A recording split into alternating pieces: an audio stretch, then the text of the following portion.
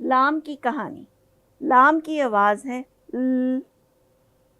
इससे शुरू होने वाले चंद अल्फाज कुछ यूँ हैं: लोग, लॉन, लीमू, लोकाट, लड्डू, लेकिन, लकड़ी। आइए अब इन अल्फाज पर मुश्तमिल लाम की कहानी सुनते हैं। शाम के वक्त सब लोग लॉन में बैठे थे। ठंडी हवा चल रही थी और बाग में मौजूद लीमू और लोकाट के दरख्तों से पत्ते झड़कर घास पर गिर रहे थे।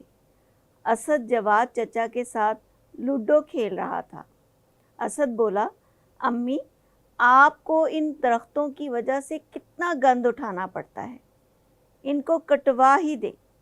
इस पर दादा जान बोले, नहीं बेटा, दरख्त हमारे दोस्त हैं, ये हमारे लिए हवा को साफ़ करते हैं ताकि हम साफ़ हवा में सांस लें और सेहतमंद ज़िंदगी गुजारें।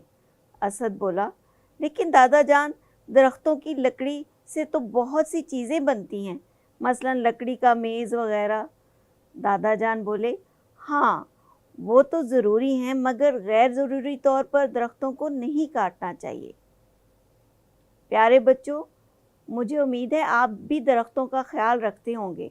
दरख्त माहौल को साफ़ रखने में मदद देते हैं, इसलिए हमें दरख्तों की हिफाजत करनी चाहिए और मज़ीद दरख्त लगाने चाहिए। अगली कहानी तक अल्लाह हाफ़िज़।